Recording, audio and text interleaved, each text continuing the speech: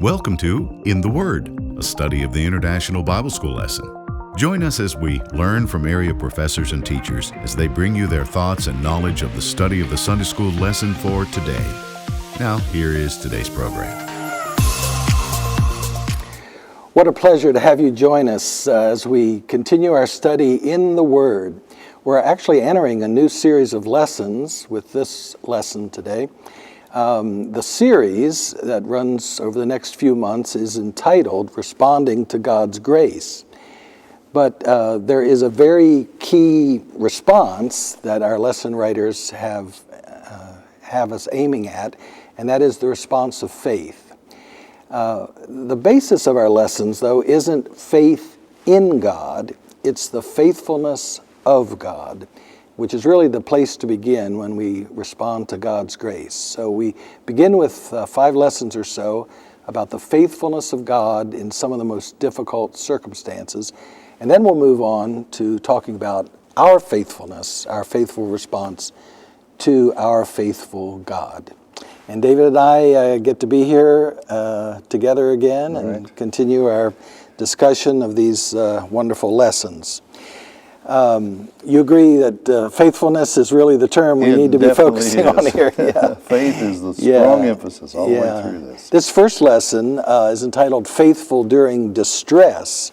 And I think we need to remind ourselves and our viewers that we're talking about God's faithfulness here, not as much our own faithfulness, I think.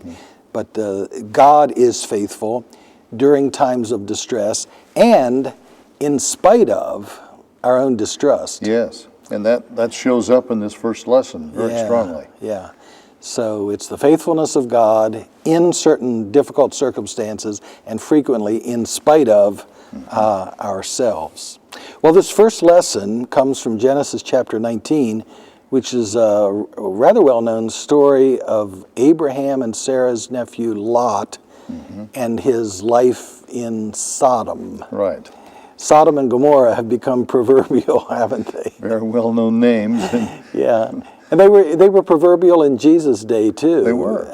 It's going to go better for Sodom and Gomorrah than it is for Chorazin and Bethsaida. It's referred to several times in the New Testament. Yeah, and I think even today, Sodom and Gomorrah is a term that refers to sinful. And our lesson background is really part of the 18th chapter as well as the 19th. Yeah, that's true.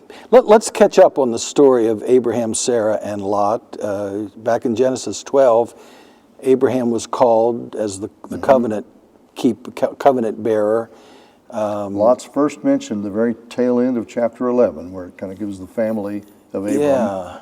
And then chapter 12, they leave Ur of the Chaldees and move west. Yeah, so Lot was part of call of Abraham and Sarah, and part of the covenant family there, the commitment that they made, and he was definitely observing everything that was going on. Yeah. And we have a series of covenant renewal encounters between Abraham and Yahweh, where Abraham is reminded that his offspring will be the foundation of a family through whom God desires to bless all people. But in that initial time, as Abram and Sarai moved west, first to Haran and then finally down into what we know as Palestine, they had no children, and Lot was almost like a son to them. Yeah. So he was close.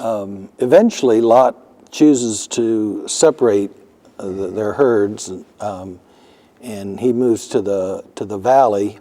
Archaeologists haven't identified Sodom and Gomorrah, have they? It's difficult. Some have moved it clear over into Moab, and some right alongside the Dead Sea. Yeah.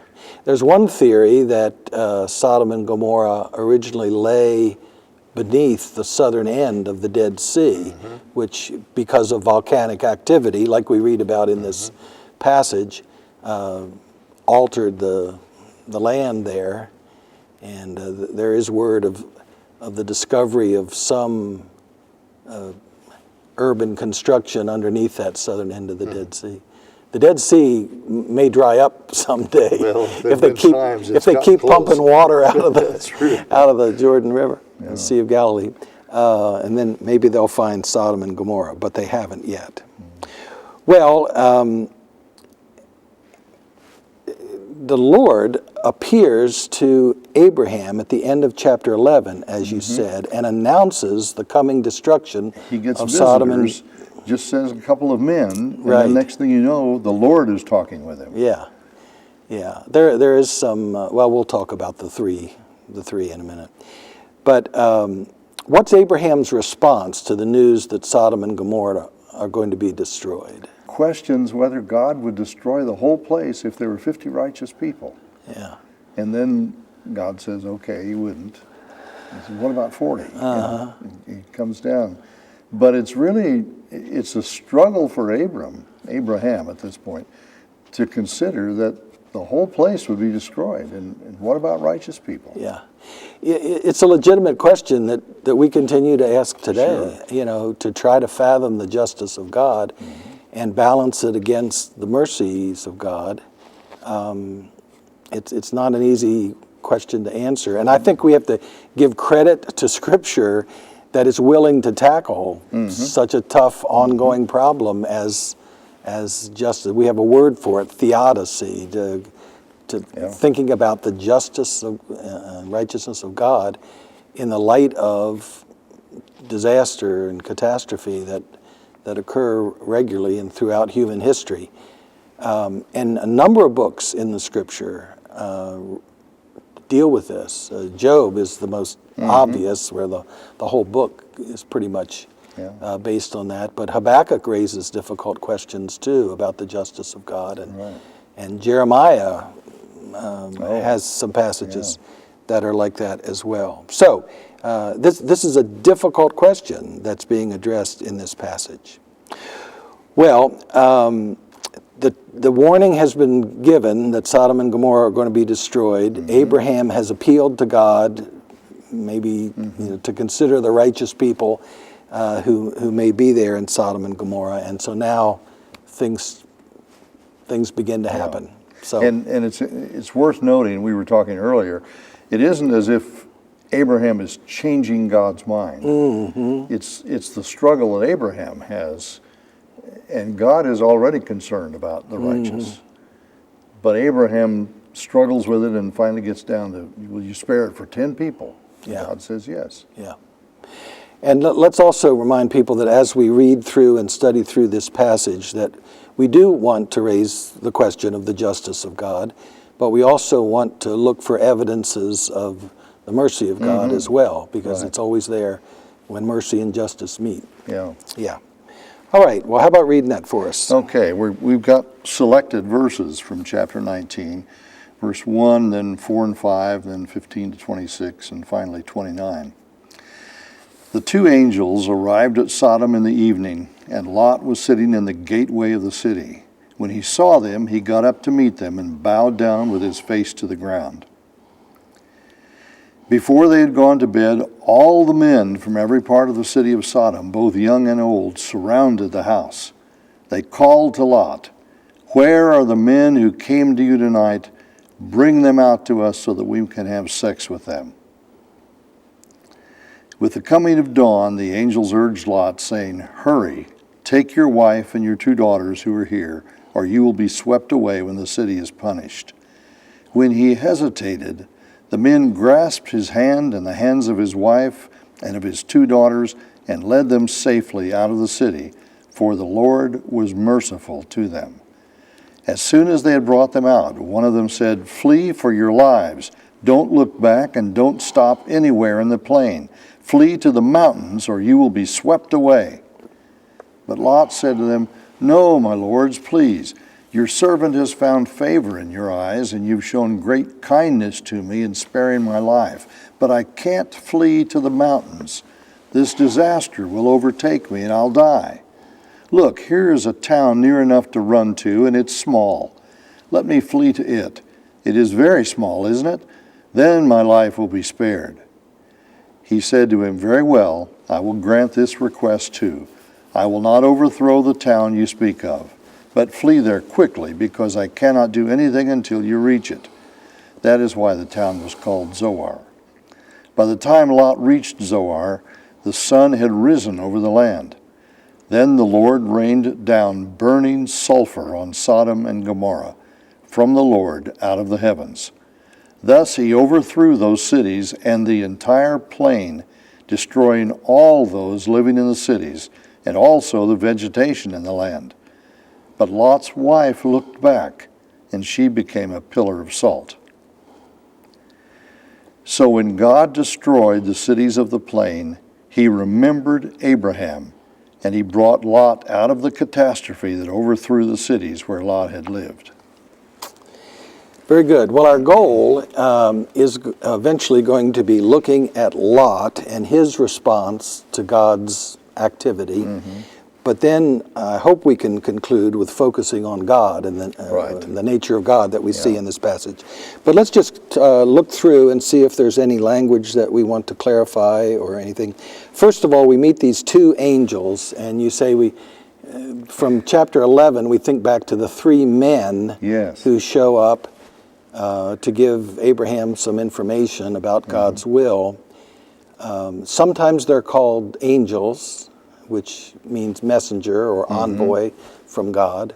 And sometimes they're called men. Right. I mean, it's the normal word for men. Yeah. And sometimes there are three and sometimes there are two. Right. It's led to this interesting theory about one of the men, angels, being the Lord. Lord himself, yeah. And I've heard some people talk about this event as maybe as a pre-incarnate incarnation of Christ, which I don't buy that. No, I don't see that here. But I suppose, whether it's human beings who are envoys or ambassadors, therefore angels, or whether they are angelic beings, they do represent the communication of the will of God, don't they? And if they were angelic beings, they apparently didn't look any different, because when they came to the town, they just seemed to be strangers who came through. And so we won't belabor that point anymore. Maybe we already said too much about it, because that isn't the main point of what's happening here. But our printed text has the two arrive at Sodom. Now, what's Lot doing sitting at the gateway of this big The gateway city? is like the courthouse in ancient times. That's where people gathered. That's where business transactions take place. Later on, the book of Ruth, we see the relationship there. So he may have been a leader of the city. It's possible, yeah. The prophets frequently refer to doing justice in the gate, and that's because, as you say, the elders of the town met there, the judges were there, and so he may have been a judicial leader. He may be a businessman, and they're trying to look for customers. One suggestion is that he just hung out at the gate to welcome strangers as an act of hospitality. You know, so we don't really know why he's at the gate. We can speculate a couple of possibilities, but there he is, and he certainly does show hospitality. Hospitality was extremely important in that culture, and two visitors coming and indicated they were just going to sleep on the street. And Lot insists they come into his house. Whatever else we have to say about Lot, and most of it, in my opinion, is bad. He's not an admirable character. He's not very admirable. He does have high marks in hospitality. Maybe he goes too far at times, but he does. So at least he's being hospitable. The two verses that are omitted here from our printed text, verses 2 and 3, emphasize that hospitality. His insistence. How he wants them to stay in his house, and he feeds them a feast. A feast, a feast. Although he served unleavened bread. Isn't that interesting? That was the quick quick service. Well, when we come back now to verses 4 and 5, the trouble begins. And look, the hyperbolic language of this passage is striking, isn't it?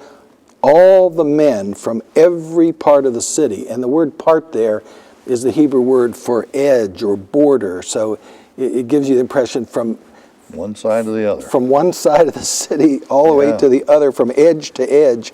Everybody shows up here, young and old, to violate. Young and old. So this is very exaggerated language, but the point is to show the the moral degradation, yeah. emptiness of, yes. of this place. And Sodom and Gomorrah were already proverbial for that. Now, the NIV says, bring them out so that we can have sex with them. The Hebrew just says, so we may know them. Yeah. But that's what it meant. It does, and yeah, we've seen this language ever since Adam and Eve back in Genesis chapter 3.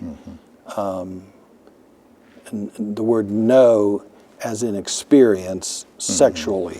Yeah. And so that is the language. And the men got violent. The people of the city pressed on and insisted that he let these strangers come out to them. Yeah. And Lot protests and says this is not right. Yeah. And even offers his 2 daughters instead, Yeah. which shocks us. It shocks me. It I'll have to does. say, it shocks us. Yeah. And so it's hard for me to know whether to applaud Lot here for defending the lives and honor of these 2 people that he thought were men, whether they're men or angels, I don't know.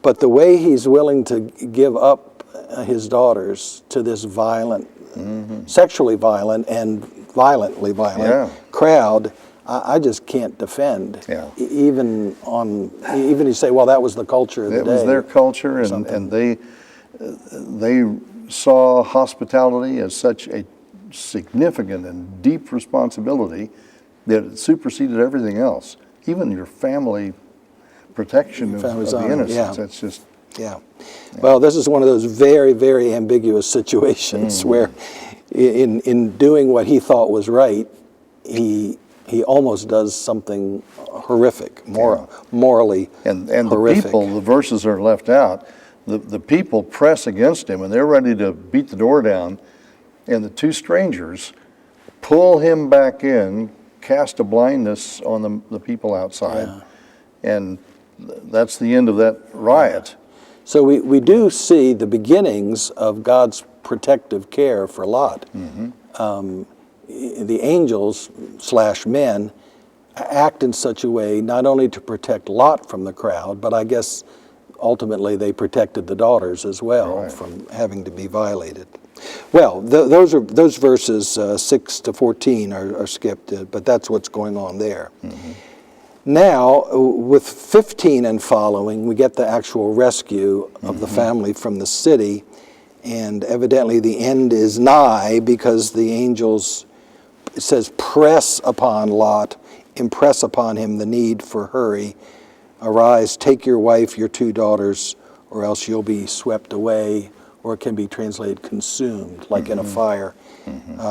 When the city is punished, is the way the NIV translates it. What it actually says, lest you be swept away in the sin of the city. That's a kind of ambiguous term too. You could be swept up in the sin of your surroundings, or it could mean, the way the NIV translates it, you could be swept up in the punishment for the sin. But so it's a little ambiguous. It could be either way. Either way. Now the second reason I have to not really like Lot all that much, first is what he did with his daughters, is this verse 16. When he hesitated, that word means he questioned. He was reluctant to do what God had sent these warning angels Here they're rescuing him. It's a life and death situation, Yeah. and he hesitates. Right. And the Greek translation of the Old Testament that took place well before even Jesus' day doesn't have the word reluctant there. It has the word shaken, as in terrified. It's not that he was hesitant with doing God's will. He just, the news of all of this and this sudden warning, we're going to have to leave quickly, shook him to the core. That's a less morally questionable translation, but so at any rate, that's the way those translators understood it. Well, this picture of the 2 men seizing Lot, wife, and daughters by the hand and taking them out is quite striking. I have a very visual memory of that scene from a Hurlbut's Bible story book that was read to me when I was a child. Of all these, it would be 6 figures, right? Hand in hand being dragged out of the city.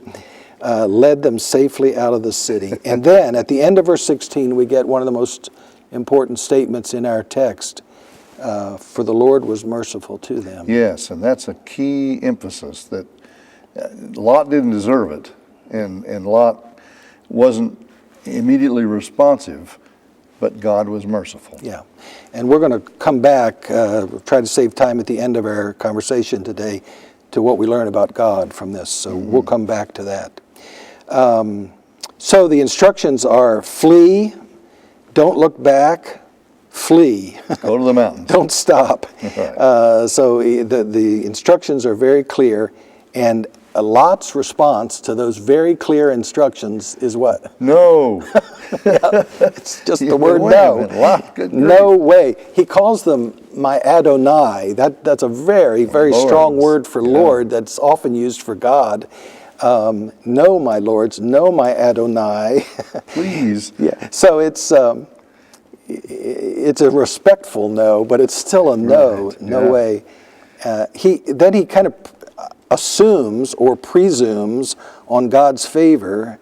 Your servant has found favor in your eyes, obviously. You're showing me great kindness by sparing my life, but I can't go back to the mountains. Can't flee to the mountains. I don't know. Had he lived in the big city so long he couldn't go back? He's afraid of the elevation to or whatever. I don't know what it is. And then he starts bargaining with God over, can't we find some little town here in the plains that won't make me go back to my mountain existence? And the name Zoar is like Smallville. It's a small town. Right. Zoar means small, so that's the point of that. Let me go just to a little town. You don't have to destroy every town, do you? Well, eventually the destruction comes in verse 24, and this is the phrase fire and brimstone, by the way, which has come into our language. Although the NIV translates it burning sulfur, and it seems to be the result of some kind of volcanic activity. It makes it sound like it's coming from the sky, but it may have been a lava flow. Or it may have been a flow, or it may have been an eruption. That then rained down on them. And as a result, there is just massive destruction. The cities, verse 25 says, the entire plain, all those living in the cities, and the vegetation. So it's an utter destruction of life, of human life, plant life, animal life. But Lot's wife looked back. She became a pillar of salt. Yeah, and I looked at that word. It does, the word looked in Hebrew does mean to look intently, to stare. It's not just a normal word for glance back. It's not just longing. One thought. There's some kind of longing there. It's hard to know. It can also mean to look with favor on something or someone. And so that's the longing idea. Oh, that's where that was my good life there. I hate to give that up. So there may be that. And the word pillar can just mean heap, a heap of salt, at any rate. And there were pillars or heaps of salt in that valley, and some have speculated that they just figured one of those was Lot's wife. But it's not like any one particular, or it wasn't a monument. And it's interesting, as significant as Lot is in the story, we never hear his wife's name. Right. Just Lot's wife. But she's referred to in the New Testament. Jesus referred to her. Yeah. The next 2 verses are omitted from our printed text, but they lay the basis for verse 29. They tell the story of how when this cataclysmic volcanic event occurred down in the valley, the people who lived up in the mountains, including Abraham, figured, they knew something had happened. And it describes Abraham viewing the destruction down in the valley. And that sets us up for verse 29, which is also important on our theme of what we learn about God in this passage. When he destroyed the cities of the plain, he remembered Abraham. Yeah. And bought Lot Which of course is an important covenant statement. God has made a lasting covenant with Abraham, and so this idea of remembering, it's not as if he forgot, Yeah. but that he acted in such a way as to honor his covenant with Abraham. I think that's what remember refers to here. And I think it brings into focus for us Abraham's questioning God and what sounds almost like a bargaining thing, but it was really would you destroy the city for 50, 40, 30, down to 10? But it was really an intercession for Lot and whoever else might be faithful. And there are a lot of people today who are interceding for those in need of returning to God, redemption, forgiveness. And there's a point where our intercessions are critically important, but it still depends on the response of the person. And that was the case with Lot. That's an excellent point, yeah. Well, the rescue of Lot, which we have here, he brought Lot out of the catastrophe. The rescue of Lot certainly comes in spite of Lot. It wasn't because he was worthy. We've already seen what I think is inexcusable and despicable attitude toward his daughter's safety. We've seen his own lingering hesitation, longing. His wife got turned into a pillar of salt because she looked back. Lot's kind of lingering back in the city as well.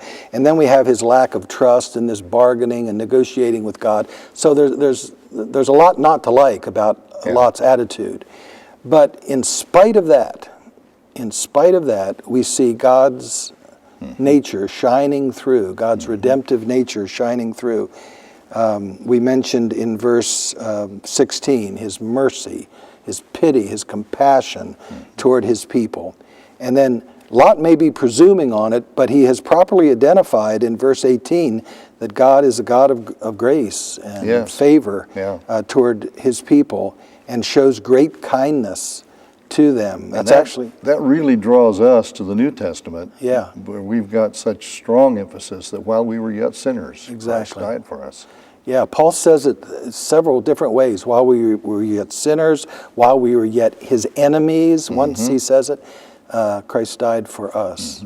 So we see God continuing to work his redemptive rescue in spite of our response. I can't help but think of 1 Corinthians 10:13, the verse, "But God is faithful, will not allow you to be tempted beyond what you're able, but provide a way of escape." And that's in essence what we see here, that Lot wasn't worthy, but God provided. Yeah.